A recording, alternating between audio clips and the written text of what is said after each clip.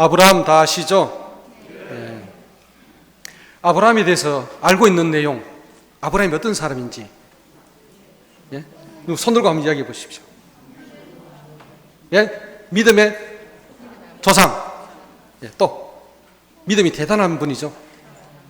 또 그밖에 몰라요? 아브라함. 예? 아브라함. 예. 여긴 진짜 아브라함입니다.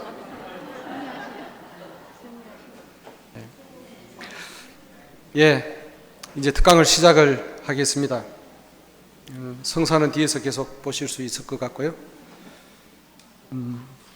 아브라함에 대해서 오늘 좀 우리가 묵상을 해보려고 합니다. 아브라함이라는 인물은 성경의 창세기 12장에서 25장에 등장하는 인물입니다. 성경에 이제 그 앞에도 여러 인물이 이제 나오죠. 제일 첫 번째 사람이 누굽니까? 아담.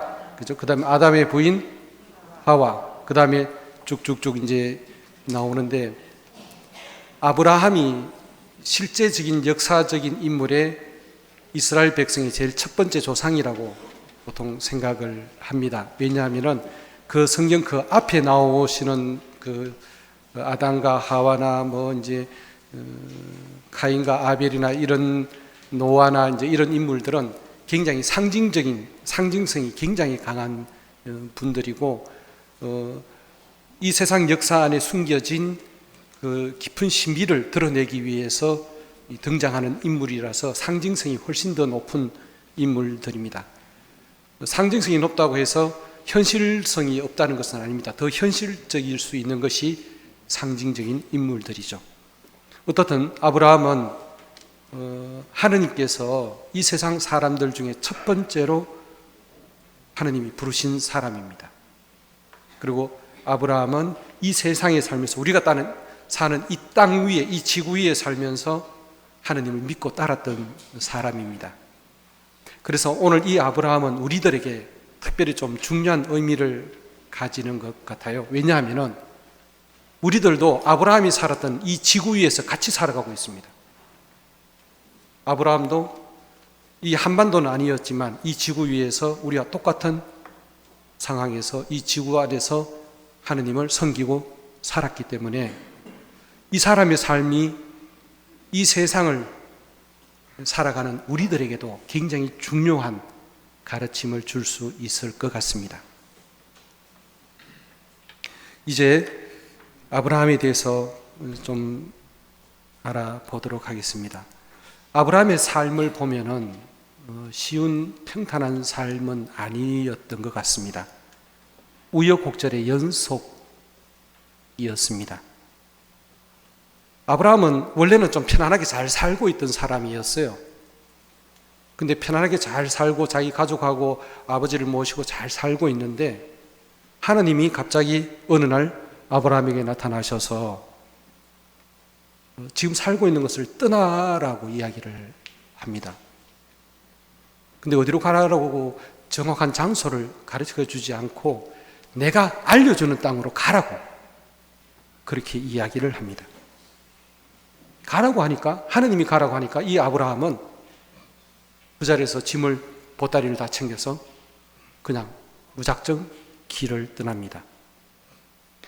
이때 아브라함 나이가 몇 살인가 하면은 대충 정황적으로 그 나이를 따져보니까 이 사람이 처음에 좀 먼 곳으로 이제 첫 번째 장소로 옮기는데, 첫 번째 정착한 곳이 하란이라는 곳인데, 하란에서 14년을 살고 하란을 다시 떠날 때가 75살이었습니다. 그러면은 처음에 아브라함 보고 하느님이 떠나라고 할 때 그때 나이는 대충 몇 살쯤 되겠습니까? 대충 한 60, 저보다 한두 살 미치거나 저하고 좀 비슷하거나 이런 상황이었을 것입니다. 아주 풍족하게 잘 살았습니다. 집을 떠나기 전에는. 집이, 아버지가 굉장히 부자였고 식솔들도 많았고 하인들도 많았고 가축들도 많았습니다. 은도 많았고 금도 많았어요. 아주 넉넉하게 살고 있는데 하느님이 떠나라고 하니까 이 아브라함은 아버지 테라, 요즘 맥주 이름이 테라죠. 그 테라가 아브라함의 아버지의 이름입니다. 그 테라와 아내 사라이와 조카 그리고 일꾼들을 데리고 하인들을 데리고 다 길을 떠납니다. 재산이 막대했기 때문에 가축들이 굉장히 많았죠. 유목민이 가축들을 다 데리고 떠나기가 그렇게 쉬운 것은 아닌 것 같아요. 텐트도 새로 다 해야 되죠. 가구도 전부 다 실어야 되죠. 그리고 걸어서, 요즘처럼 뭐 차가 있습니까? 트럭이 있습니까? 걸어서 이동을 해야 되는 그런 상황이죠. 처음에 아브라함에게 나타나셔서 하느님이 하신 말씀이, 잘 살고 넉넉하게 살고 있는 이 아브라함에게 하신 말씀이 이 말씀입니다. 같이 한번 읽어볼까요?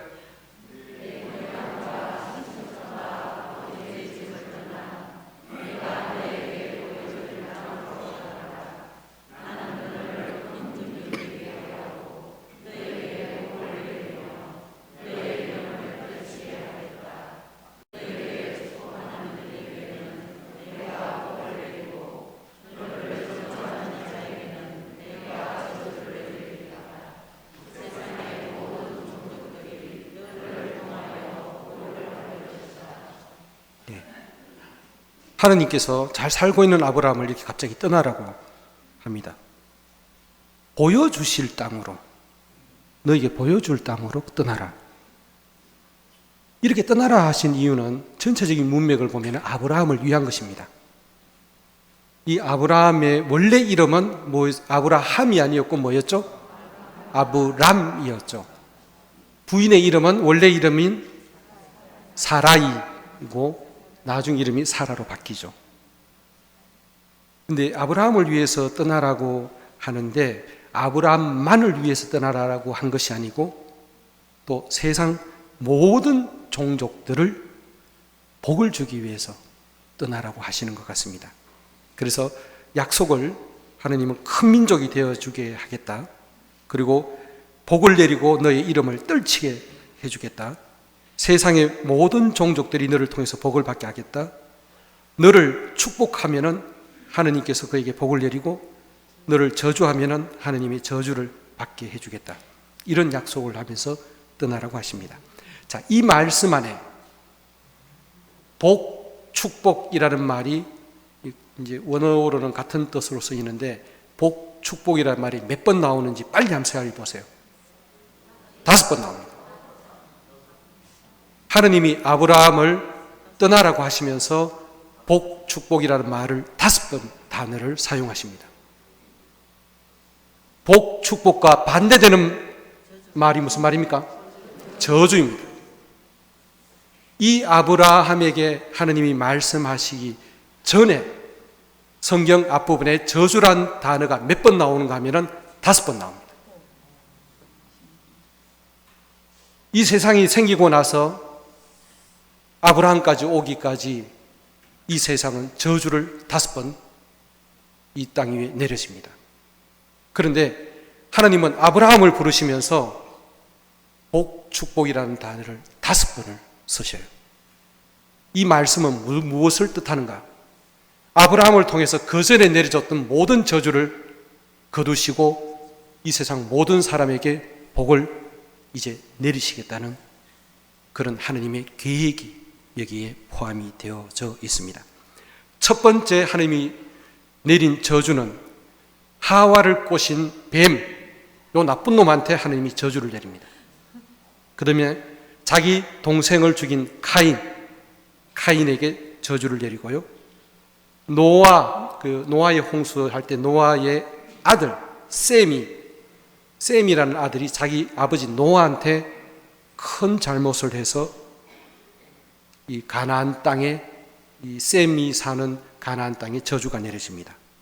그리고 사람들이 죄를 지어서 이 땅이 저주가 2번 내려집니다.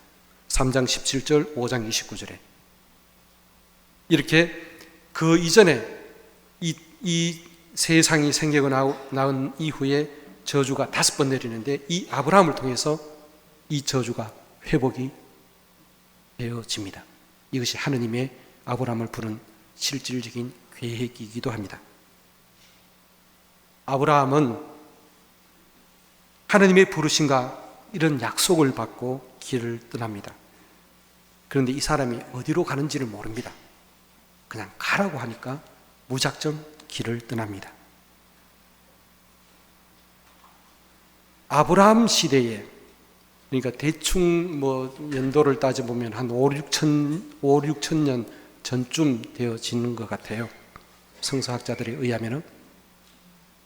아브라함 시대에 자기 고향을 떠나고 자기 부족을 떠나는 것은 자살 행위와 같았습니다. 우선 이 아브라함이 얼마만큼 이동했는지를 한번 보겠습니다.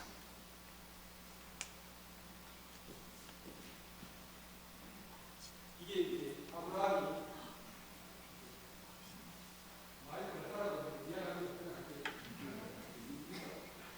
요 인근, 여기 이란이 있고 이라크 있고 터키가 있죠. 요쪽 요 부근에 아브라함이 살았고, 하란이 여기서 이렇게 올라갔다가 에집트 쪽으로 내려왔다가 이렇게 되어집니다. 이 부분을 좀 더 정확하게 그림으로 좀 보여드리면은, 아브라함은 갈대아 우르라는 지역에서 살고 있었습니다. 페르시아만이 있고, 여기서 출발을 해서 하란에 가서 하란에서 14년을 살고, 하란을 다시 떠날 때가 이 사람이 75살의 나이입니다. 그리고 이렇게 그 에집트 쪽으로 내려왔다가 이스라엘 쪽으로 다시 올라가는 이 여정을, 대충 여기 거리가 척도가 되어져 있는데 중간이 300이고 요 긴 것이 600km입니다. 대충 계산을 해보니까 2,500에서 한 3,000km 정도 되는 것 같아요.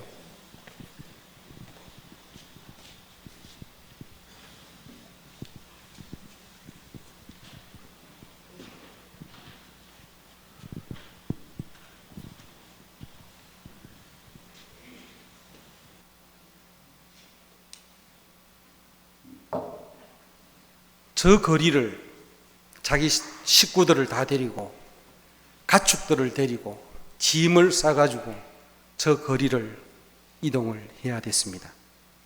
유목민들이 이동을 하는 것은 상당히 모험을 많이 해야 되는 여행입니다.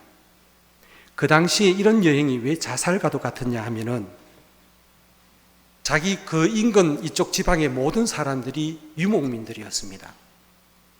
유목민들에게 뭐가 제일 중요하냐 하면은 자기들의 땅입니다. 그 땅 안에는 가축들을 먹일 풀이 자라요. 그리고 그 가축들을 물 먹일 우물이 있습니다. 이 우물과 자기 가축들을 먹일 그 풀밭을 지키는 것이 자기들 집안을 지키는 것이고 자기 목숨과 연결이 되어져 있는 일입니다. 내가 이렇게 영토를 차지하고 있는데 어떤 사람이 가축 한 무리를 이끌고 확 들어온다. 그러면은 자기들 가축을 먹일 풀들이 없어져 버려요. 그리고 그 우물도 물이 말라버릴 수 있습니다. 그래서 자기 영역 안으로 유목민이 잘못 넘어 영역 안으로 들어가는 것은 한판 붙자는 얘기하고 똑같은 이야기입니다. 땅과 우물은 유목민에게 생명이었습니다. 낯선 사람들이 자기 영역에 들어오는 것을 허락하지 않았습니다. 그래서 이동을 해야 되는 아브라함에게는 늘 먼저 그쪽 지역을 차지하고 있는 사람들이 자기들한테는 굉장히 큰 위협이 되어지는 존재가 되어졌죠. 그래서 공격 대상이 되어집니다. 더군다나 아브라함은 재산이 굉장히 많았습니다. 재산이 많았으니까 오히려 다른 사람들이 더 공격할 수 있는 여지를 많이, 지금처럼 경찰이나 이런 치안 시스템이 없으니까 먼저 차지하고 그러면 끝입니다. 옛날 영화에서 보듯이. 그래서 사실은 이 아브라함이 이동할 때 진짜로 여러 번 위험한 상황에 직면합니다. 굉장히 강대 부족을 만나서 위협에 처하기도 하고, 또 다른 어떤 부족에 들어가서는 그 부족하고 진짜 전쟁을 치러야 되는 경우들도 있었습니다. 그리고 또 아브라함에게 또 불리했던 것은 부인이 너무너무 예뻤던 거예요. 진짜 예뻤어요. 미스 코리아보다 더 예뻤던 것 같아요. 근데 이것이 왜 위험한 요인이 되어지냐면은, 부인이 출중하게 예쁘면은 다른 부족 사람들한테 표적이 되어집니다. 그 부인을 차지하기 위해서. 실제로 아브라함에게는 이런 위협이 다가옵니다. 실제로 있었던 일이, 그런 일이 벌어져요. 어떻든 이런 모든 종합적인 상황이 아브라함에게는 굉장히 위협적인 시도였고, 너무너무 무지막지한 그런 시도였습니다. 그런데도 그런 상황이 처할 거라는 걸 자기가 다 알면서 하느님이 떠나라고 하니까 이 사람은 그냥 떠나버립니다. 가라고 했지만 아브라함에게 닥친 상황은 너무 현실적으로는 진짜 막막했습니다. 하느님이 보여주신 땅은 가도 나타나지 않았습니다. 그리고 갈 때마다 다른 강한 부족을 만났어야 됐고, 굉장히 오랫동안 수십 년을 이 사람은 계속 떠돌이 생활을 했었습니다. 더군다나 하느님이 자식을 주겠다고 약속을 하셨는데 그 자식은 생겨나지 않았습니다. 자식 없이 점점 나이가 계속 더 들어갔었어요. 하느님이 약속하신 땅과 현실은 현실적으로 가능성이 아브라함에게는 없었습니다. 아브라함은 계속 길을 가면서 이것을 계속 생각을 할 수밖에 없었죠. 아브라함의 아내 사라이는 자기가 아브라함에게 아들을 낳아주지 못한다는 것 때문에 사실은 굉장히 깊은 고민에 빠졌습니다. 그래서 기다리다가 안 돼서 할 수 없이 자기 몸종인 하가르라는 몸종이 있었는데 그 하가를 자기 신랑에게 내줍니다.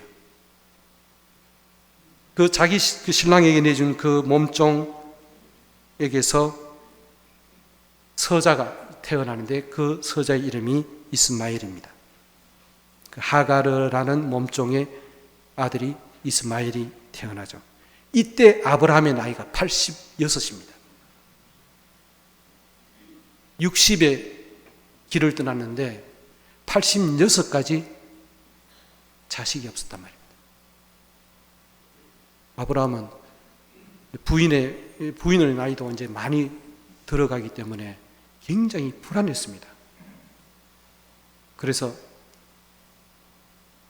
하루는 주님한테 이렇게 묻습니다.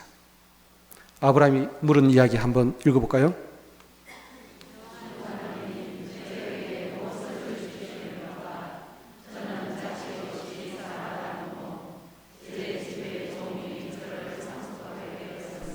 아브라함이 이렇게 하느님한테 기도를 합니다.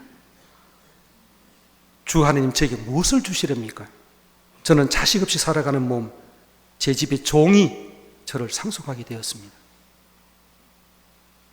이 기도를 얼마나 불안했으면 하느님한테 무조건 가라고 해서 떠난 그 정도로 믿음이 강한 아브라함이 하느님한테 이런 기도를 바칠 정도였으니까 아브라함에게는 이 사실이 얼마나 현실적으로 어려움으로 다가왔겠습니까? 이 아브라함을 붙잡고 하느님이 이 텐트 안에서 이런 기도를 올리는데 하느님이 아브라함을 데리고 이 텐트 밖으로 나옵니다. 그러면서 하느님이 아브라함에게 해주신 말씀 읽어볼까요?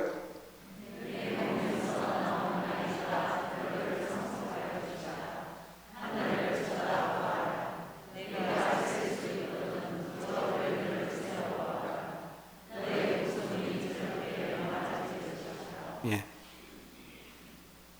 네 몸에서 나온 너의 피를 잃는 아들을 그때 다시 약속을 구체적으로 해주십니다.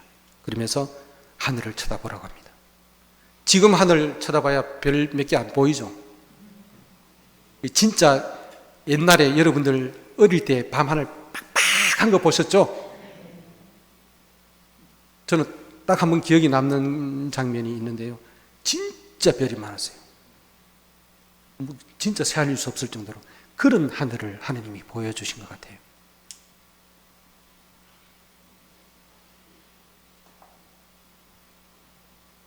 그러고 난 뒤에 이때가 이제 90이 다 가까워졌을 때입니다. 아브라함 나이가 99세가 되었을 때, 여기 99세 되신 분 계십니까? 이제 우리보다 연배가 훨씬 높으신 상태가 아브라함이 됐습니다. 99세가 되었을 때 하느님이 이 아브라함을 다시 찾아오십니다. 그리고 이름을 바꿔주십니다. 아브람에서 뭐라고 바꿉니까? 아브라함. 복수로 이름을 바꿉니다. 사라이를 사라로 바꿉니다. 그러면서 다시 많은 자손을 약속하시면서 하느님과 아브라함이 계약을 맺습니다. 그리고 아브라함과 사라 사이에 친아들이 태어날 것을 약속을 하시는데 이때 아브라함은 믿을 수가 없었습니다. 자기 나이도 너무 많고 자기 부인 나이도 이미 아이를 낳을 수 있는 나이를 지났기 때문입니다. 그래서 주님이 하는 말을 듣고 웃어 넘겨버립니다.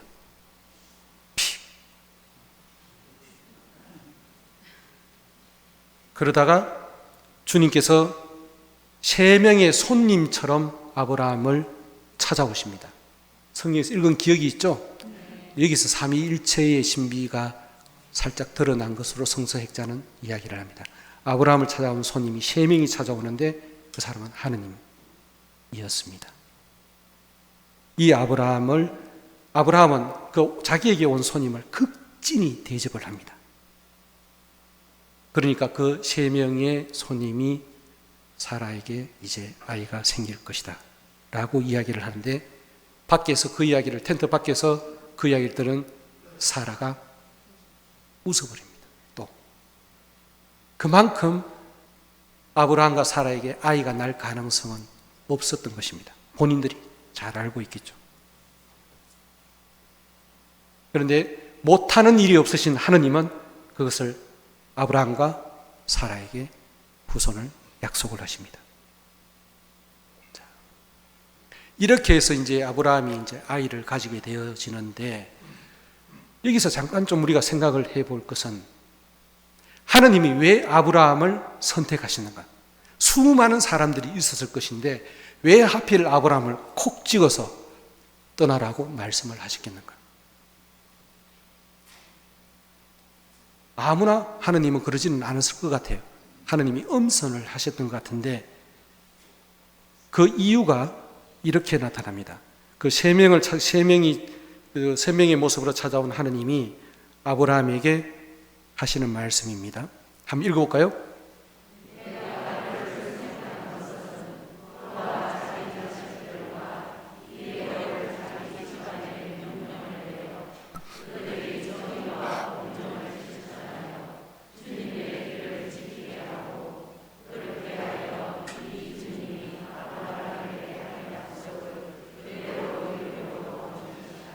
예. 여기서 하느님이 왜 아브라함을 선택하셨는가? 하느님이 그를 선택하신 것은 자기 자식들과 뒤에 올 자기 집안에 명령을 내려 어떤 명령을 내리는가? 정의와 공정을 실천하고 주님의 길을 지키게 하는 것. 아브라함이 다른 사람과 다르게 정의와 공정을 실천하는 사람이었습니다. 이게 아브라함이 가진 아주 인간적인 장점이었습니다. 정의와 공정을 실천하는 사람, 이 사람이 아브라함이었습니다. 그리고 정의와 공정을 실천하면서 주님의 길을 충실히 따라가는 사람. 바로 요 점 때문에 하느님은 아브라함을 선택을 하셨습니다. 두 번째로 하느님이 아브라함을 선택하신 것은 재미있는 장면이 나오는데요. 이렇게 말씀을 하시고 이 세 분의 손님이 아브라함을 길을 떠나는데 어디를 향해 가느냐 하면은 소돔과 고모라를 향해 내려갑니다. 소돔과 고모라 들었던 이름이죠? 어떤 지역입니까? 그 도시는 흥했습니까? 흥하다가 우였습니까? 쫄딱 망했죠. 소돔과 고모라를 이제 멸망시키려고 하느님이 길을 나서는데 아브라함이 그 앞에 길을 막았습니다. 막았으면서 하느님을 상대로 흥정을 해요, 이 사람이. 이 모습을 보면 아브라함은 진짜 특별한 사람입니다. 하느님하고 흥정을 할 수 있는 사람입니다. 하느님을 잘 알아요. 잘 알아서 하느님하고 흥정. 서로 상대방을 모르면 흥정을 못하죠. 그죠? 자, 어떻게 하느님하고 흥정을 하는지 한번 읽어봅시다.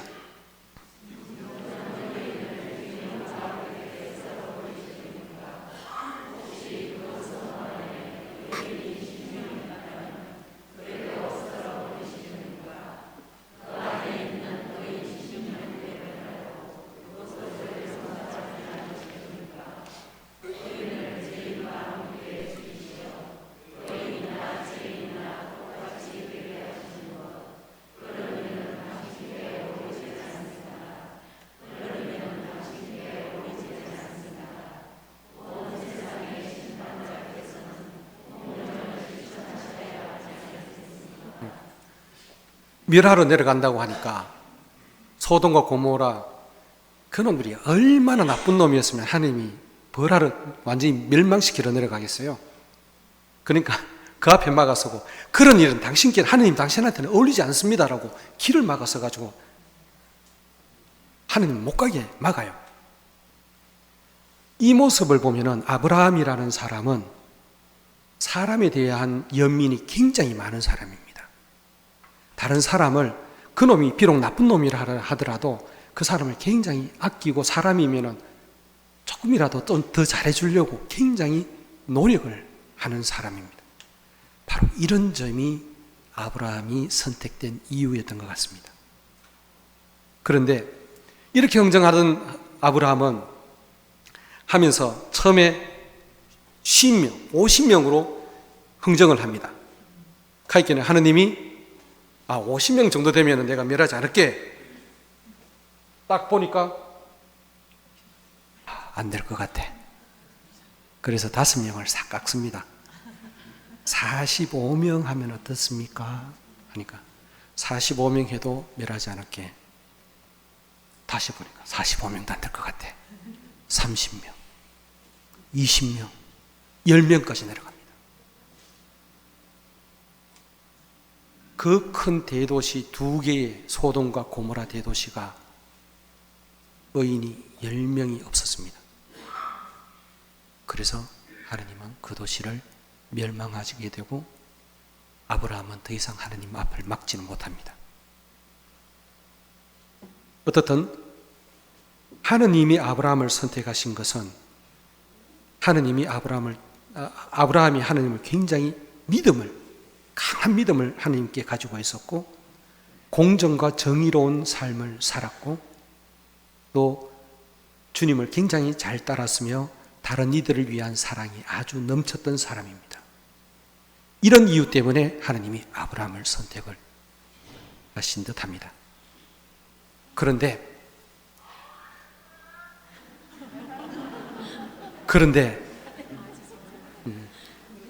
이 아브라함이 좋은 면만 있었던 건 아닌 것 같아요. 아브라함은 우유부단했습니다. 이제 땅을 차지하게 되어져가지고 마지막 과정에 갔을 때에 자기가 땅을 먼저 차지를 못합니다.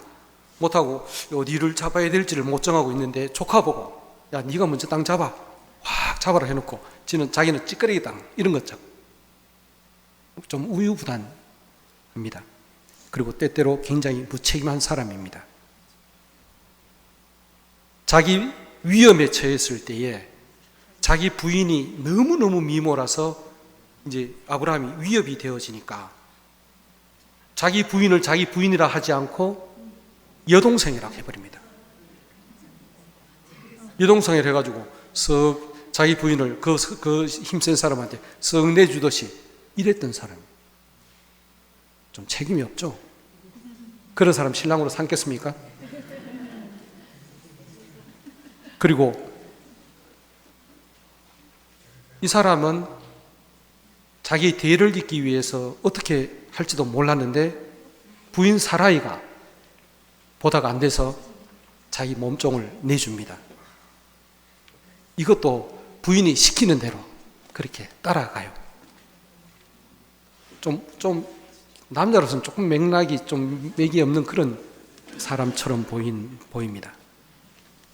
근데 더 문제는 그렇게 부인의 몸종인 하가르와 거기에서 난 아들 이스마엘, 이 사람을 아브라함이 끝까지 못 지켜냅니다.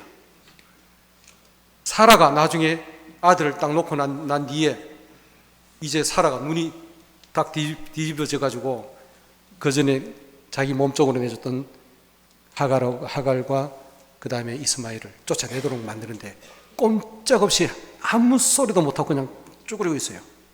자기 아들인데도. 이렇게 아브라함은 뭐 어떤 것을 함부로 막 이렇게 추진하지도 못하는 그런 사람이었습니다.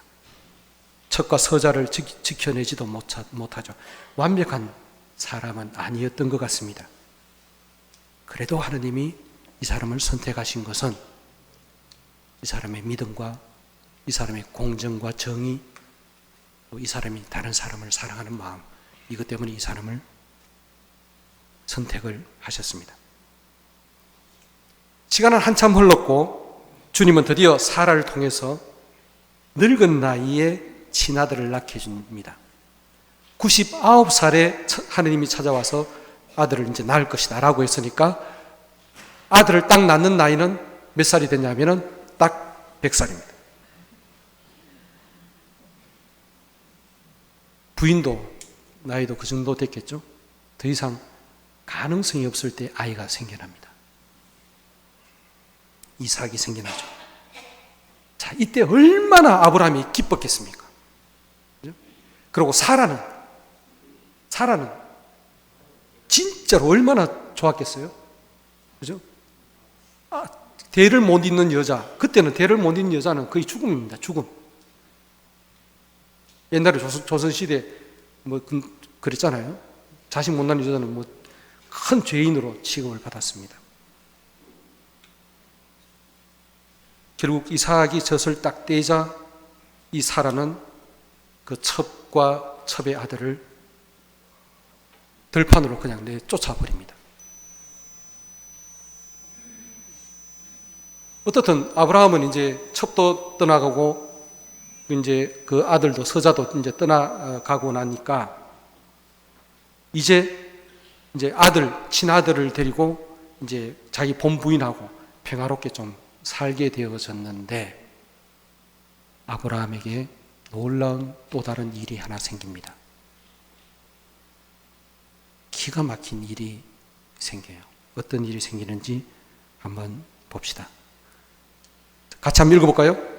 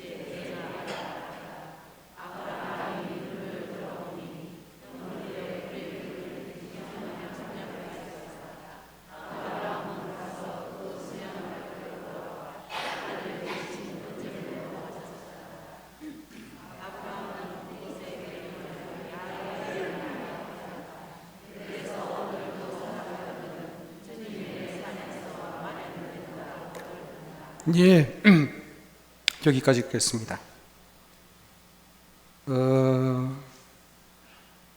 하느님이 잘 살고 있는 아브라함에게 찾아와서 아브라함이 이삭이 한 12살쯤 아마 됐지 않았을까, 정황적으로 그렇게 보입니다. 10살, 12살 그 정도 어린 아이일 때 찾아와서 그를 시험해 보기 위해서 아브라함에게 아들 이삭을 제물로 바치라고 합니다. 번제물로 바치라고 하는데, 번제라는 것은 불로 태워서, 어떤 그 어린 양을 불로 태워서 그 연기로 하느님께 올리는 제사입니다. 보통 양으로 했는데 그 양 대신에 뭐를 불로 태우라고 했습니까? 아들을, 이삭을. 이런 사건이 벌어져요. 이 사건이 벌어지는 이것을 우리가 조금 이제 좀 본격적으로 좀 들여다보도록 하겠습니다.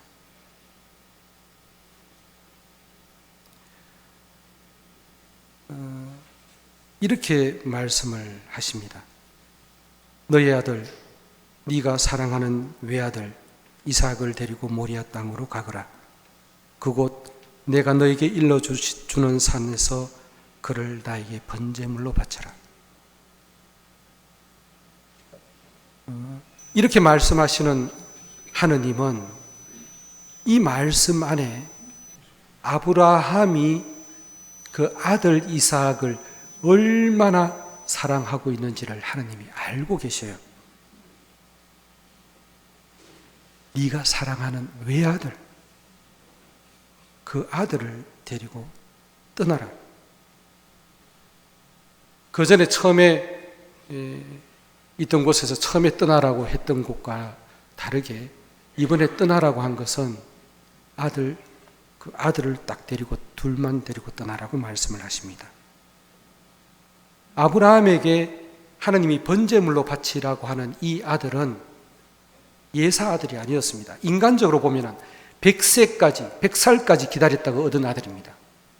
자기 집안의 모든 명운이 이 아들한테 걸려 있었고요. 더군다나 이 이삭은 하느님이 약속해 준 아들입니다. 하느님이 약속해 준 아들, 이 아들을 하느님한테 다시 바치라고 한 것입니다. 모리아 땅으로 가라고 합니다. 모리아 땅은 그래서 사흘이나 걸리는 거리에 있는 산이었습니다. 이것이 하느님이 아브라함에게 하신 일이었습니다. 아브라함은 이 하느님의 말을 듣고 다음날 아침 일찍 일어나서 길을 나설 준비를 합니다. 어떤 심정이었겠습니까? 여기 아버지 되신 분들이 많은데 자기 아들을 죽이러 가야 되는 아버지의 마음을 상상을 해보시면 좋겠습니다. 다음날 아침 일찍 아마 잠을 못 잤을 것 같아요. 일찍 일어나서 길을 나설 준비를 합니다. 성경은 이때 아브라함이 어떤 말도 하지 않은 것처럼 아브라함의 말은 한마디도 전해주지 않습니다. 그냥 주님의 말씀을 듣고 침묵 가운데 다음날 아침 일찍 일어나서 길을 나설 준비를 합니다. 나귀에 안장을 얹고 두 하인만 데리고 아들 이삭, 이렇게 4명이서 길을 떠납니다.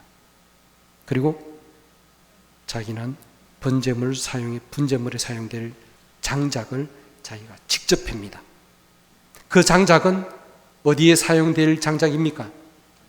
아들을 어떻게 하는데? 좀 좋게 이야기하면 번제인데요. 좀 있는 그대로 이야기하면 아들을 불태워 죽이는 장작입니다. 그거를 자기가 손수 패요. 나무를 패서 장작을 마련합니다. 이 아버지의 심정이 어땠는지를 한번 우리가 좀 상상을 해보아야 합니다. 사흘 동안 아브라함은 아들을 데리고 걸어갑니다. 다른 말이 성경에는 나타나지 않습니다. 아마도 아브라함은 아무런 말을 못했을 것 같아요. 3일을 아들하고 같이 걸어가면서 아브라함이 무슨 생각을 했을지 한번 추측을, 여러분이라면 그 상태에서 무슨 생각을 하셨겠습니까?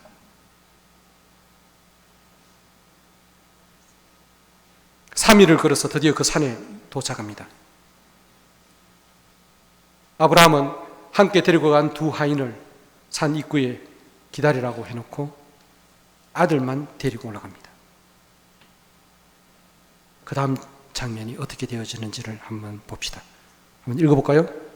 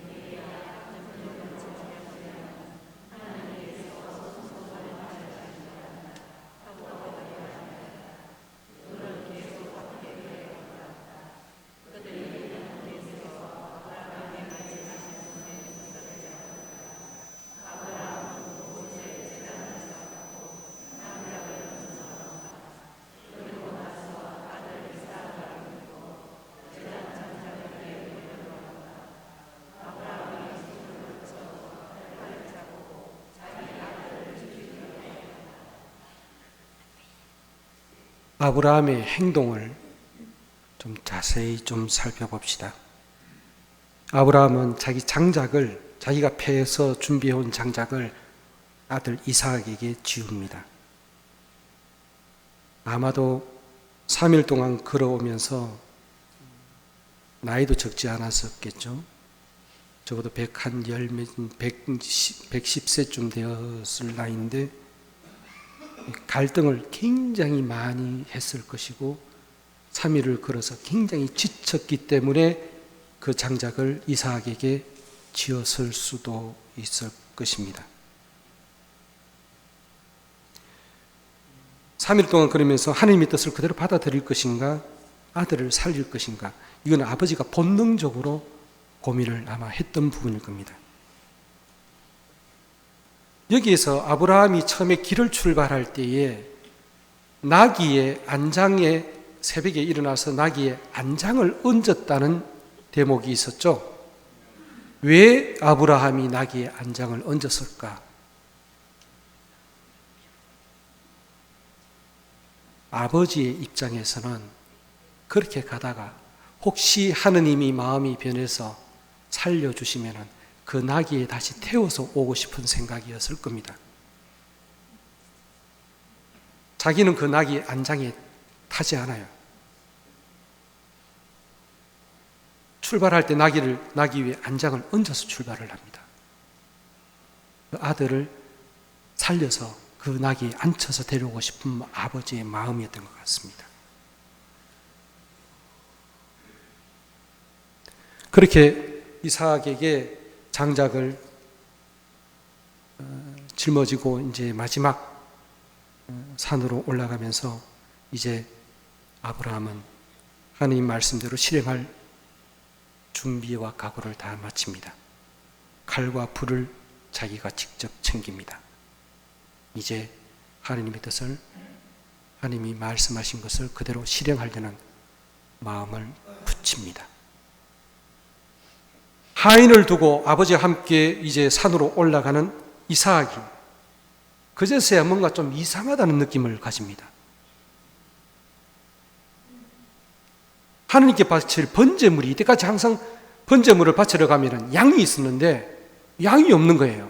이제 막 바치러 올라가는데, 그래서 아버지 양이 어디 있습니까? 라고 질문을 합니다.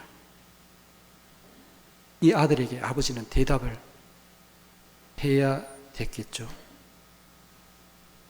그렇다고 이 아이에게 거짓말을 할 수는 없었던 것 같아요. 정의와 공정을 지키는 사람이라서. 그래서 하느님께서 마련해 주실 것이라는 답을 합니다.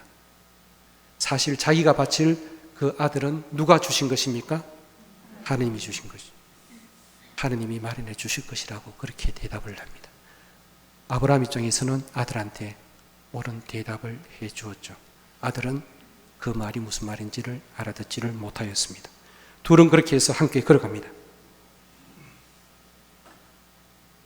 드디어 그 장소에 이릅니다.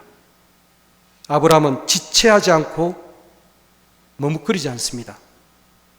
그곳에 제단을 쌓고 장작을 쌓아버립니다. 아들을 죽일 준비를 혼자서 다 하였던 것입니다. 그리고 제단이 준비가 다 되자 사랑하는 아들을 묶어 제단 장작 위에 그냥 올려버립니다. 이 아브라함의 행동에는 그침이 없습니다. 하느님께로부터 받은 아들을 하느님의 말씀에 따라 하느님께 다시 바쳐드리는 이 행동에는 아버지로서의 깊은 고민과 갈등은 엄청나게 있었겠지만 하느님이 시킨 일에 실행을 하는 데는 아브라함은 그침이 없습니다. 그걸 준비하면서 걸어왔기 때문인지는 모르겠습니다만 진짜로 외아들을 죽이려고 덤볐습니다. 아브라함은 자기 아들을 그냥 죽이는 신용만 한 것이 아니라 진짜로 죽이려고 덤볐습니다. 칼을 잡고 장작 위에서 아들을 죽여서 하나님께 번제물로 바치려고 했습니다. 원래 자기 자식이 아니라 하느님의 것이었으니 하느님 것으로 돌려드리려고 했던 것 같습니다. 이것이 아브라함의 대단한 점이라고 저는 생각을 합니다. 이것이 보통 다른 사람들과 차이가 나는 점이 여기 있다고 생각을 합니다. 일반 다른 하느님을 믿는 신앙인과 아브라함이 다른 차이점은 여기에 있습니다. 하느님의 것과 자기 자신의 것을 혼동하지 않는 것, 이것이 아브라함이 가지고 있는 위대함이었습니다. 보통 우리들은 이 점에서 다 혼동을 합니다. 다 착각을 해요. 하느님이 우리들한테 주신 것이고 그것이 원래 하느님의 것인데 우리한테 넘어온 것은 우리 자신의 것이라고 우리는 생각을 합니다. 그런데 아브라함은 이 부분에서 아주 명확하게 분별을 했습니다. 왜냐하면 이 사람은 정의와 공정에 아주 정확한 사람입니다. 자기 것이 아닌 것을 자기 것으로 아브라함은 생각하지 않았습니다. 우리들이 조금만 가고 있으면 그것이 마냥 원래 우리 것이었던 것처럼 생각합니다. 근데 사실 우리가 가만히 생각해 보면은 우리 것이었던 것은 사실은 아무것도 없습니다. 우리의 생명이 원래 우리 것이었습니까? 우리가 지금 살고 있는 집이 원래 우리 것이었습니까? 내가 같이 살고 있는 식구가 원래 우리의 것이었습니까? 우리는 보통 이거를 우리 거라고 생각을 하고 살아가잖아요. 이게 우리는 정상입니다. 근데 아브라함은 하느님 것과 자기 것을 이렇게 구분을 분명히 했고 하느님이 주신 것을 하느님이 돌려달라고 하면은 그냥 마음이 굉장히 아팠겠지만 다시 돌려드렸습니다. 소돔과 고모라가 망하게 된 것도 여기에 있었던 것 같아요. 소돔과 고모라가 자기 것이 아닌 것을 마치 진짜 영원히 자기 것으로 알고 지 마음대로 이 세상을 살아갔기 때문에 소돔과 고모라가 망한 것이 아닌가. 자, 여러분은 아브라함처럼 이렇게 할 수 있겠습니까? 네? 할 수 있겠어요? 하느님 거 다시 내놔라 하면 내놓을래요?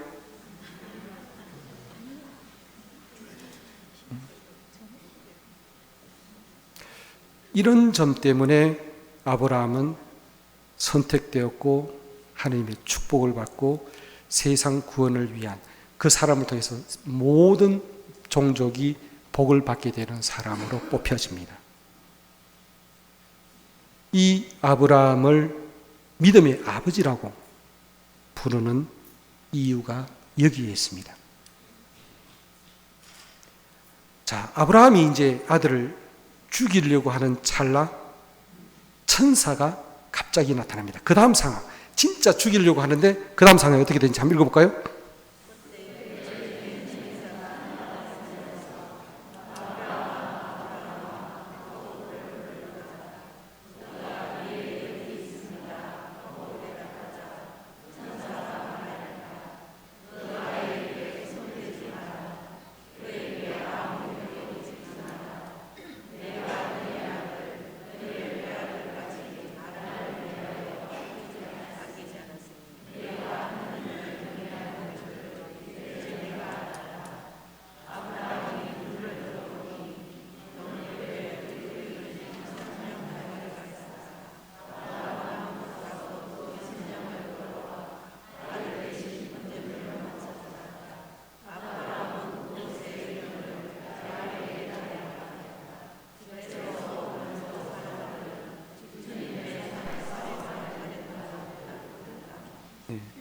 주님의 천사가 아브라함을 급하게 제지를 합니다. 이 천사의 행동이 얼마나 급박했는지를 알려주는 표현이 하나 있는 것 같은데요. 아브라함 이름을 2번 부르는 거였습니다. 아브라함아, 아브라함아! 아마 이렇게 불렀던 것 같아요. 천사가 나타나가지고 아브라함아 막 죽이려고 하는데 그렇게 여유 있던 상황은 아니었던 것 같아요. 진짜로 막 죽이려고 하는데 그 행동을 천사가 급하게 내려와서 막습니다. 아브라함아, 아브라함아! 손을 대지 못하게 합니다. 얼마나 결연하게 빠르게 지체 없이 아브라함은 자기 아들을 번제물로 하나님한테 다시 바치려고 덤볐는지를 볼 수 있는 부분입니다. 외아들까지 하나님을 위해서 아끼지 않을 만큼 그가 하나님을 섬기고 있는 것이 아주 분명하게 드러납니다. 이 장면을 그림으로 아주 유명한 화가가 이 장면을 하나 그려놨습니다. 렘브란트 화가 들어보셨죠? 이 장면입니다. 이 렘브란트 그림을 잠시 한번 좀 살펴봅시다. 먼저 이 그림의 배경을 한번 봅시다. 배경이 굉장히 어두워요. 어둡고 이 배경이 굉장히 어두운 그림이 되어져 있는 것은 아브라함의 심정이 굉장히 어두운 상태에 놓여 있는 것을 표현하는 것 같아요. 그리고 천사 밑쪽으로 여러분이 잘 안 보이시겠지만 깊은 산입니다. 뒤에 배경이 산이 아주 삐쭉삐쭉한 산들이 있습니다. 아주 깊은 산 속에 와 있는, 그러니까 아브라함이 아들을 데리고 온 이 길은 굉장히 험난하고 어두운 길을 걸어서 여기서 아들을 바치려고 했던 것 같아요. 아브라함의 심정을 배경이 나타냅니다. 이삭을 한번 보세요. 이삭은 뒤로 손이 묶여서 움직이지 못하는 상태로 장작나무 더미 위에, 등 뒤에 있는 것이 장작나무입니다. 그 장작나무 위에 얹혀져 있는 이삭이 이 그림에서 가장 환하게 빛이 나요. 제물로 바치는 이삭이 가장 중심되는 인물이기 때문이겠지만 아마 또 다른 이유도 있을 듯합니다. 나중에 나오겠죠. 아브라함의 모습을 이제 한번 봅시다. 손을 특별히 한번 주목을 해보세요. 아브라함의 왼손이 어디 있습니까? 아브라함의 이삭의 목을 지나서, 목은 이제 칼이 들어가야 되니까 얼굴 쪽으로 가리고 있어요. 왼손이 얼굴 쪽으로, 아들 얼굴 쪽으로 가리고 있는데 차마 자기를 죽이는 아버지를 못 보게 막고 있는 것 같아요. 자기도 죽어가는 아들의 얼굴을 못 보는 상태였을 것이고, 그래서 이렇게 아들의 얼굴을 덮고 있고, 그 다음에 오른손은, 손을 한번 보십시오. 손이 이제 천사애가 손을 꽉 잡고 있는데 그 앞에 공중에 붕 떠 있는 게 뭡니까? 칼이에요, 칼. 이 칼이 막 가는데 천사가 꽉 잡으니까, 세게 잡으니까 천사가 힘이 더 세겠죠, 아브라함보다. 그러니까 칼이 거기에 떨어져 가지고 이제 이렇게 나가 떨어져 있는 상태입니다. 손이 잡힌 상태에서 아브라함은 천사를 보고 있죠. 자, 여기서 그림이 잘 보이실지 모르지만 아브라함의 왼손과 오른손은 비슷한 모양을 가지고 있습니다. 오른손에 칼을 잡았어요. 오른손과 왼손의 전통적인 관념을 우리가 좀 생각을 해본다면, 왼손은 자기 것인 자기 아들을 잡고 있고, 오른손은 하느님이 시키는 대로 하느님의 뜻을 따르기 위한 칼을 잡고 있습니다. 이 손의 배치 자체가 아브라함이 하느님의 뜻을 더 중하게 여겨서 이 일을 실행하고 있다는 것을 보여주는 것 같아요. 천사의 손을 한번 봅시다. 천사가 오른손으로 아브라함의 오른손을 잡아요. 오른손으로 하느님의 뜻을 이 사람은 아브라함에게 전달을 꽉 잡고 있고, 여기서 또 재미있는 게 천사의 왼손을 한번 보십시오. 어떤 모양이에요? 뭐를 하고 있는 것 같아요? 하느님께서 이제 됐다, 하신다 라고 말을 하고 있는 것 같죠? 근데 저는 저 그림을 자꾸 보면은 이런 생각이 들어요. 이거 어떤 사람 손잡고 어디서 나오는 겁니까? 심판할 때 아브라함 손잡고 승!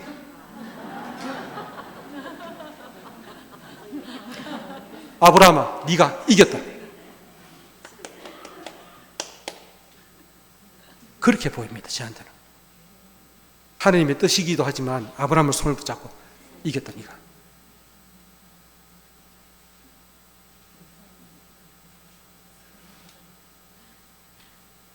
이 네 개의 손이 이 상태에 아주 압축해서, 그래서 렘브란트 화가가 굉장히 유명한 화가인가 봅니다.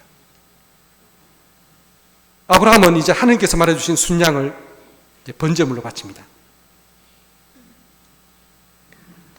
야훼 이레, 주님께서 마련해 주신다는 그 표현대로 이제 주님께서 마련해 주신 그 양을 가지고 바치는데, 이제 주님의 천사는 아브라함에게 이렇게 말려놓고 축복을 전해줍니다. 나는 나 자신을 걸고 맹세한다. 주님의 말씀이다. 네가 이 일을 하였으니 곧 너희 아들 너희 외아들까지 아끼지 않았으니 나는 너에게 한껏 복을 내리고 네 후손이 하늘의 별처럼 바닷가의 모래처럼 한껏 번성하게 해주겠다. 너희 후손은 원수들의 성문을 차지할 것이다. 네가 나에게 순종하였으니 세상의 모든 민족들이 너희 후손을 통하여 복을 받을 것이다. 대단한 축복을 이제 하느님께서 직접 이제 내려줍니다. 이렇게 이 험난한 여정을 거친 아브라함은 하느님의 축복을 받아서 복을 누리면서 아주 번성하게 살아갑니다. 그리고 하느님 품에 나중에 안기게 되는데, 사라가 몇 살까지 살았냐면 127살까지 살았고요. 아브라함은 175세까지 살았다고 성경이 전해줍니다. 하나님의 축복의 표시로. 자, 이것이 아브라함입니다. 아브라함의 이야기입니다. 이 아브라함의 모습을 보면 정말로 믿음이 대단하죠. 하나님께서 그냥 가라 하면 가버립니다. 그리고 아들을 바치라고 하면 그냥 바쳐버려요. 이런 믿음을 가지고 있는 사람은 정말로 자신을 찾아보기 어렵습니다. 여기 아브라함 믿음 정도 가지고 계신 분 계십니까? 저는 자신이 없습니다.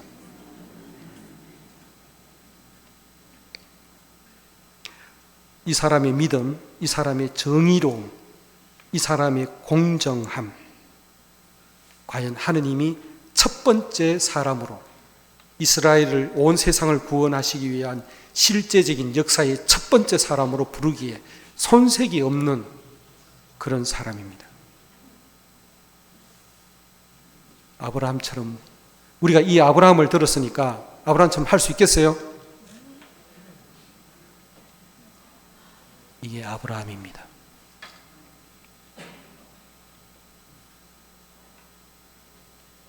그런데 이제 한번 생각을 한번 해봅시다. 이 아브라함의 이야기를 좀 뒤집어서 한번 생각을 해봅시다. 하느님은 왜 그렇게 늙은 아브라함에게 그 귀한 아들을 죽여서 제물로 바치라고 했는가?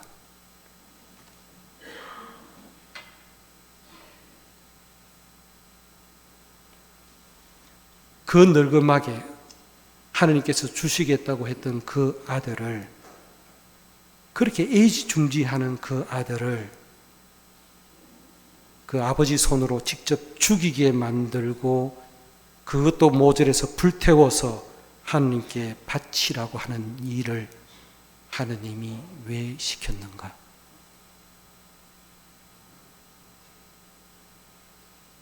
여러분은 이 하느님이 이해가 됩니까? 하느님이 하신 일이에요.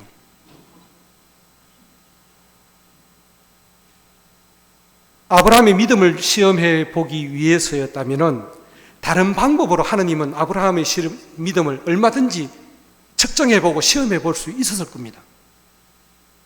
그런데 왜 이토록 잔인한 비인간적인 일을 하느님이 아브라함에게 시켰는가?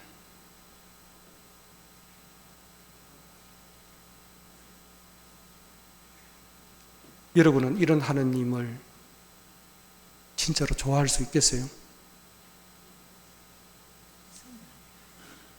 이 하느님이 여러분이 이해가 됩니까? 저는 이해가 안 돼요. 아브라함의 입장을 한번 봅시다. 아브라함을 봐도 아브라함 진짜 이해하기 어려워요. 아버지가 자기 어린 아들을 칼로 죽여서 불태워 하느님한테 바친다는 것, 아무리 하느님을 열심히 믿는 사람이지만 이것을 하느님을 안 믿는 다른 사람한테 이야기를 한번 해보면은 이 아브라함이 정상적인 아버지처럼 보였겠습니까?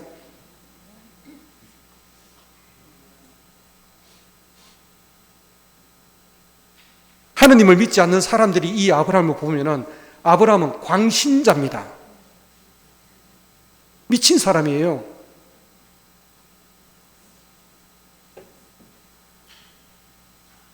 이삭의 입장에서 한번 봅시다. 이삭의 입장에서.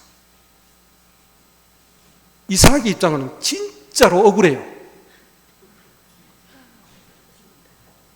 여러분이 만일 이삭의 입장이 되어진다고 생각을 해봅시다. 여러분의 친아버지가 여러분을 진짜로 죽이려고 덤볐어. 칼을 들고. 진짜로 죽이려고 했어요. 그 아버지를 여러분은 아버지라고 부를 수 있어요? 이삭의 입장에서 아버지 아브라함이 하느님을 열심히 믿는 건 좋아요. 좋은데 하느님이 하락한다고 해가지고 아버지가 나를 죽이려고 덤비는데 이 아버지가 나한테는 정상적으로 보입니까? 그리고 그렇게 시키는 하느님이 이삭의 입장에서는 하느님이 정상적으로 보이겠어요?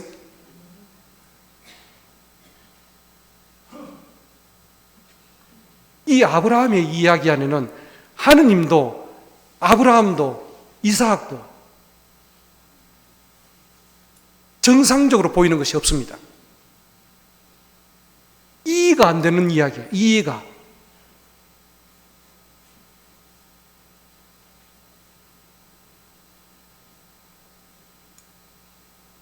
이 이야기를, 이삭의 이야기, 아브라함의 이야기를 뒤집어 놓고 보면은 하느님이 왜 이런 일을 했는지, 아브라함이 왜 그렇게 했는지를 이해가 안 됩니다. 그런데 이 이야기가 성경에 실려져 있습니다. 이게 진짜로 하느님이 한 이 일이고 아브라함에게서 일어났던 일입니다. 이 세상에서 일어났던 일입니다. 성경에 왜 이것이 실려져 있는가? 왜 말도 안 되는 이 하느님의 이야기, 말도 안 되는 아버지의 이야기가 왜 여기에 성경의 앞부분에, 그것도 구세사가, 하느님의 구세사가 처음 시작되는 제일 첫 번째 사람한테 첫 밤부터 이렇게 한 판 때리고 이렇게 가는가? 이유가 있을 것 같습니다. 그 이유가 무엇일까? 이거를 우리가 지금 찾아야 합니다. 이 이야기는 수수께끼입니다. 아브라함의 이야기는 사실은 굉장한 믿음의 이야기지만 그 뒷면에서 뒤쪽에서 보면은 이 이야기는 진짜 풀리지 않는 수수께끼예요. 성경을 해석하는 제일 첫 번째 원칙은 성경의 수수께끼는 성경의 다른 부분을 통해서 풀리게 되어져 있습니다. 다른 어떤 것도 이 성경의 수수께끼를 풀지 못해요. 성경의 수수께끼는 성경의 안에서 풀려집니다. 그러면 성경을 다시 봐야 되겠는데요. 성경 안에서 또 다른 한 아버지가 자기의 아들을 희생 제물로 바쳐서 죽게 만들려고 덤비는 이야기가 하나 더 등장합니다. 어떤 겁니까? 누구의 이야기예요? 예수님의 이야기입니다.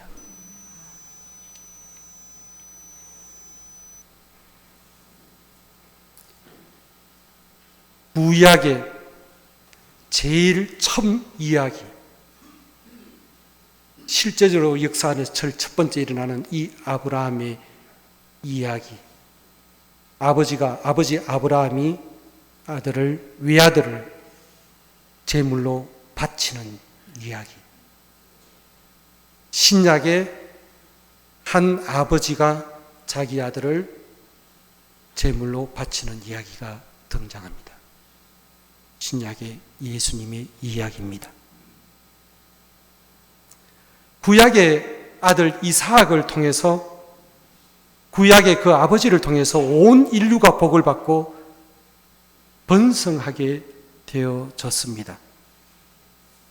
신약에서 제물로 바쳐지는 아들을 통해서도 온 인류가 복을 받고 번성하게 되어지는 이야기가 신약 성경의 이야기입니다. 하느님 아버지와 그분의 아들 예수님의 이야기입니다.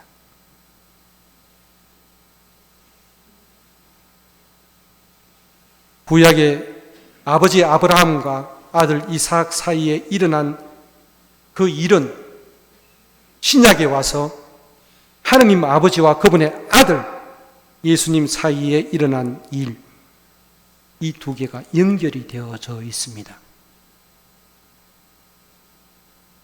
이 두 이야기는 서로 굉장히 공통점이 많이 있습니다. 닮은 점을 두 이야기에서 찾아보면은 구약의 아버지나 신약의 아버지나 두 아버지는 다 아들을 희생 제물로 바치고 있다는 점입니다. 희생 제물로 바쳐지는 아들은 둘 다 아무런 잘못이 없습니다. 아버지에 의해서 둘 다 죽음으로 내몰리고 있는 상황에 놓여집니다.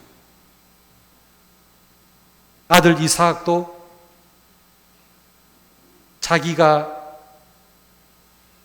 죽게 될 그 나무를 어깨에 지고 갔습니다. 신약의 아들 예수님도 자기가 죽음을 당한 십자가 나무를 지고 산으로 올라갔습니다.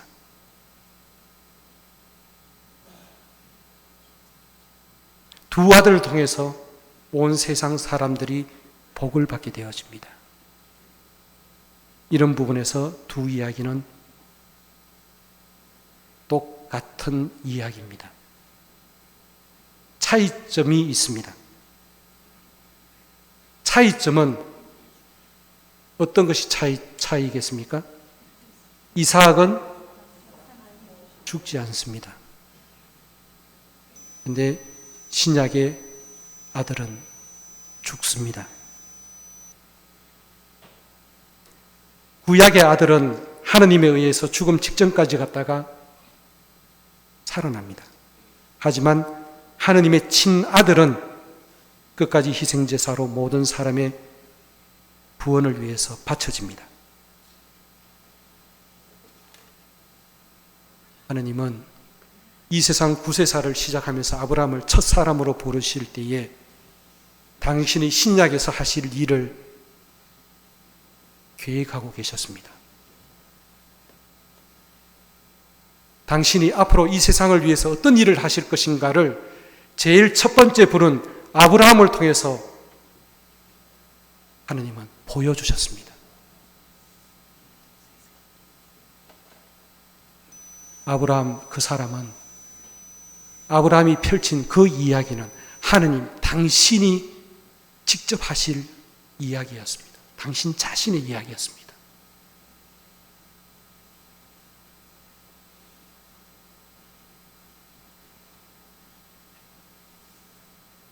하느님은 아브라함의 아들을 죽게 하지 않았습니다. 아브라함의 아들 이삭을 생명을 끝내지 않게 하셨습니다. 하지만 당신 아들은 끝까지 제물로 바쳤습니다.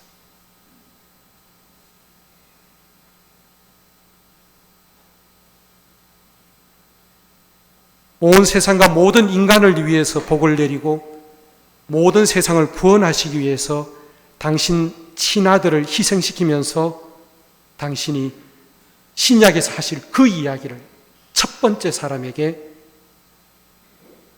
하느님은 미리 먼저 보여주신 것입니다. 구약의 아브라함 이야기는 신약의 이야기입니다. 아브라함의 이야기는 하느님 당신 자신의 이야기입니다. 이 십자가의 이야기가 없으면은 아브라함의 이야기는 이해가 되어지지 않습니다. 풀려지지가 않습니다. 그런 하느님의 태도가 우리는 받아들일 수가 없습니다. 그런데 신약의 이야기를 다 알게 되면은 왜 아브라함한테 그렇게 하셨는지를 우리는 알게 되어집니다. 신약 성경에는 아버지의 모습, 아버지의 태도가 나오지 않습니다. 신약의 아들이 제물로 바쳐질 때에 그 아버지의 모습은 아브라함을 통해서 우리들에게 다 보여주셨습니다.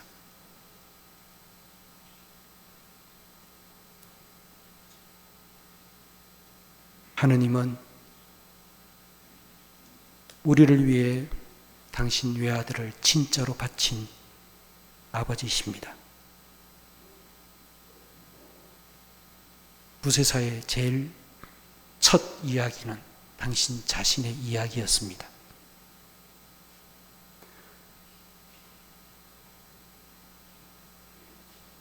하느님께서 이것을 우리에게 마련해 놓으셨습니다. 이 세상 시작하시면서 사람들을 상대하시면서 첫 순간에 온 세상을 구원하시기 위해서 하느님은 이것을 마련해 놓으셨습니다. 야훼 이레, 하느님께서 마련해 주셨다. 하느님이 마련해 놓으신 것은 이것이었습니다. 잠시 우리 하느님께 잠시 침묵 중에 잠시만 기도를 드립시다.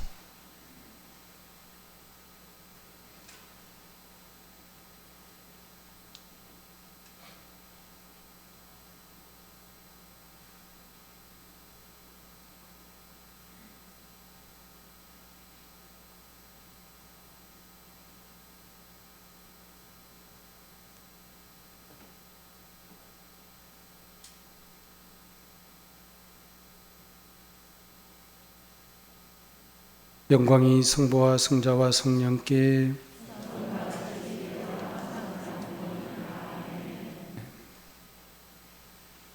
강론이 말이 길었습니다. 편히 돌아가십시오.